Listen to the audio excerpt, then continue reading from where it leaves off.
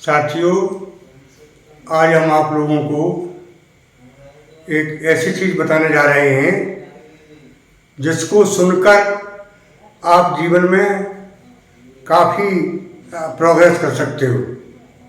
साथियों, जब हम लोग पैदा होते हैं तो परमात्मा सबको बराबर चीज़ देता है, 2 हाथ 2 पैर और सब कुछ, जितने पुर्जे हैं सब कंप्लीट देता है।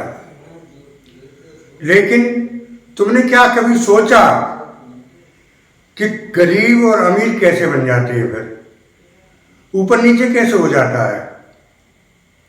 इसका राज मैं आज बताने जा रहा हूँ। साथियों, मेरा नाम डॉक्टर कृपाल सिंह मानव, प्रदेश अध्यक्ष भारतीय जागरूक मानव समिति। तो मैं आज आपको इसका रहस्य बताने जा रहा हूँ कि गरीब अमीर कैसे हो जाते हैं जब परमात्मा ने बराबर बना के भेजा है। हाँ, इतना तो है, किसी को अमीर घर में भेज दिया, किसी को गरीब घर में भेज दिया, ये तो संभव है। लेकिन एक सामान्य आदमी सामान्य घर में आया हुआ कैसे पैसे वाले हो जाता है, कैसे उन्नति कर जाता है, इसके बारे में बताऊंगा। इसको अगर तुमने समझ लिया तो निश्चित ही सफल हो जाओगे। साथियों, इसका राज सिर्फ माइंड है। माइंड सबको देता है परमात्मा। मैंने अभी कहा था कि हर पुर्जा देके परमात्मा भेजता है, लेकिन फिर भी ऊंच नीच, गरीब अमीर सब कुछ यहाँ आके बन जाता है आदमी। वो सिर्फ और सिर्फ इस माइंड की देन है, दिमाग की देन है। अगर इस दिमाग का सदुपयोग किया जाए, इस दिमाग से काम सही लिया जाए, इस दिमाग को विकसित किया जाए, इस दिमाग का विकास किया जाए, तो you can get success surely. इसमें कोई शक की गुंजाइश नहीं है। साथियों, अब हम इस दिमाग का विकास कैसे करें, ये मैंने काफ़ी बताने की कोशिश की है और आगे बताता रहूँगा कि अगर इसका सदुपयोग कर लिया तो मंजिल दूर नहीं है। जितनी चाहो उतनी प्रोग्रेस कर सकते हो। जिनने प्रोग्रेस की है, जिन लोगों ने, उन्हें सिर्फ और सिर्फ माइंड से की है, नीचे शरीर से नहीं। शरीर से कितना कर सकते हो? 300, 400, 500 रुपए की मजदूरी, और माइंड से अथाह पैसा कमा सकते हो बैठे बैठे। साथियों, एक दृष्टांत के माध्यम से हम आप लोगों को समझाने की कोशिश कर रहे हैं। साथियों, तुमने अकबर और बीरबल के किस्से बहुत सुने होंगे। उसी किस्सों में से मुझे याद आ रही है, वो इस पर सटीक काफ़ी आप लोग माइंड के बारे में समझ जाएंगे। ऐसा हुआ, एक बार राजा अकबर का खजाना खाली हो गया, तो उन्होंने, जब राजा का खजाना खाली होता है तो किसे याद करते हैं? मंत्री को। और मंत्रियों में कौन तेज मंत्री था उनका? बीरबल। तो बीरबल को याद किया। बीरबल आई, बीरबल से कहा कि मंत्री जी, खजाना खाली हो गया है, भाई इसका प्रबंध करिए। राजा मंत्री तो वास्तव में बीरबल तेज थे ही, शार्प बुद्धि के थे, तेज बुद्धि के थे, तभी उनके किस्से आज भी हम लोग कहते हैं, याद करते हैं। उन्होंने कहा कि ठीक है साहब, मैं प्रबंध करूंगा। तो वो एक सेठ के पास जाते हैं और सेठ जी से कहा कि राजा साहब का खजाना खाली हो गया है और सेठ जी कुछ मदद करिए। उन्हें ठीक है साहब, मेरे पास अथाह पैसा है, काफ़ी पैसा है मेरे पास, और इस पैसे को ले जाकर मैं राजा को देता हूँ और राजा का खजाना भरूंगा। तो वो पैसे लेकर और राजा के यहाँ पहुँच जाते हैं, खजाना भर देते हैं। राजा साहब प्रश्न करते हैं उन सेठ जी से कि ये पैसा कहाँ से लाए तुम? तो वो सेठ जी जवाब देते हैं कि सर, श्रीमान जी, ये पैसा मैंने आपके टैक्स की चोरी की है, उससे इकट्ठा किया है। तो भाई, तुमने बहुत बड़ी गलती की है, टैक्स की चोरी की, खजाना तो तुम्हारा, पैसा तुम्हारा चला ही है, इसके साथ साथ तुम्हें भी सजा मिलनी चाहिए।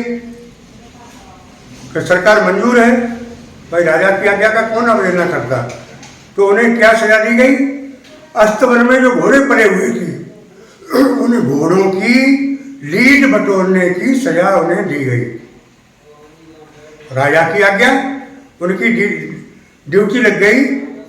जितने 200, 200, 500 घोड़े थे उनकी वो लीड साफ करते थे। लीड का मतलब वो जो वेस्टेज निकालते थे, गोबर जिसे कहते हैं, वो उसको साफ करते थे। समय बीता, महीने, 2 महीने, 6 महीने, साल भर, 2 साल, राजा साहब का खजाना फिर खाली हुआ। तो उन्होंने फिर बीरबल से कहा कि बीरबल, खजाना खाली हो गया है, व्यवस्था करिए। उन्हें कि महाराज वो ही सेठ जी कर सकते हैं कि भाई उसके पास क्या होगा, वो तो लीड बटोर रहा है अपने ही यहाँ, कि देखते हैं महाराज। तो उसके पास बीरबल जाते हैं, कहते हैं सेठ जी खजाना फिर खाली हो गया। उन्हें कि हमारे पास है, चलिए जमा कर देते हैं। तो उन सेठ जी ने फिर जमा कर दिया। अब राजा साहब प्रश्न कर रहे हैं उन सेठ जी से कि सेठ जी, तुम्हारी ड्यूटी तो लीड बटोरने पर थी, गोबर साफ करने पर थी, पैसा कहाँ से लाए? तो वो सेठ जी कहते हैं कि सरकार, आपके जो नीचे से ऊपर, चपरासी से लेकर ऊपर तक अधिकारी कर्मचारी थे, ये सब चोरी कर रहे थे। उस चोरी का टैक्स लिया मैंने और उसको इकट्ठा किया, वो ये सब पैसा है, ये आपको दे रहे हैं। उन्होंने कहा भाई वाह, तारीफ की बात है, ठीक है, तुमने भी चोरी की है, अब तुमको फिर आगे सजा देते हैं कि तुम समुद्र के किनारे जाइए और वहां जितने जहाज आते हैं उनको लिखिए और जाते हैं उनको लिखिए, ये ड्यूटी है। राजा उसकी बुद्धि का परीक्षण कर रहे थे कि देखिए अब पैसा कहां से लाता है, अब पैसा कहां से लाता है। तो खुशी खुशी वो चले जाते हैं वहां, अपनी डायरी कलम लेके जो सरकारी मिली उन्हें, और लिखते हैं कितने जहाज आए, कितने गए, सबसे टैक्स लेते हैं। उन्होंने कहा राजा साहब ने ड्यूटी लगाई है मेरी, यहाँ पर आप आएंगे तो टैक्स देंगे और जाएंगे तो टैक्स देंगे। तो उस समुद्र के किनारे जहां पर कुछ नहीं है, राजा साहब परीक्षा ले रहे हैं उसकी, सेठ की, कि देखिए अब कहां से पैसा देता है। तो वहां भी उस आदमी ने पैसा कलेक्शन किया, इकट्ठा किया। कुछ सालों बाद फिर खजाना खाली होता है तो बीरबल को कहते हैं वो कि बताइए अब खजाना कहां से भरेगा, कि उसी सेठ के पास में जा रहा हूं, कि वो अब कहां से लाएगा, वो तो समुद्र के किनारे जहाज लिख रहा है, गिन रहा है, कि देखता हूं साहब, उसकी बुद्धि का परीक्षण फिर कर रहा हूं। तो वो वहां जाते हैं और उससे कहते हैं कि हाँ भाई खजाना राजा साहब का खाली हो गया है, कि लीजिए साहब मुझ में मौजूद है, कितना चाहिए, राजा का खजाना भरिए। तो फिर वो पैसा देता है। राजा साहब पूछते हैं उसको कि भाई अब कहां से लाए तुम?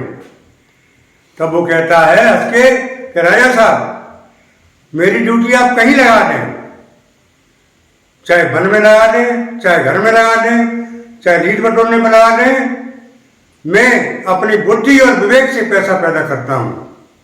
मैंने जहाजों से पैसा पैदा किया है और अब की बात सबसे ज्यादा पैसा पैदा किया है, आप भरिए खजाना, कोई कमी नहीं है। कहने का मतलब ये है कि अगर बुद्धि है तो आप सब कुछ कर सकते हैं। वन में बैठकर, ऊसर में बैठकर, बंजर में बैठकर, खेत में बैठकर, खलिहान में बैठकर, कहीं भी अगर बुद्धि है तो पैसा पीछे पीछे भागेगा। और पैसे से ही सब कुछ होता है, बिना पैसे के कुछ नहीं होता। बिना पैसे के कोई इज्जत नहीं, बिना पैसे के घर में इज्जत नहीं, बिना पैसे के बाहर इज्जत नहीं, बिना पैसे के समाज में इज्जत नहीं। अगर वास्तव में तुम्हें पैसा कमाना है, इज्जत कमानी है, तो बुद्धि को तेज करना है, बुद्धि में धार लगानी है। धन्यवाद। जय हिंद, जय भारत।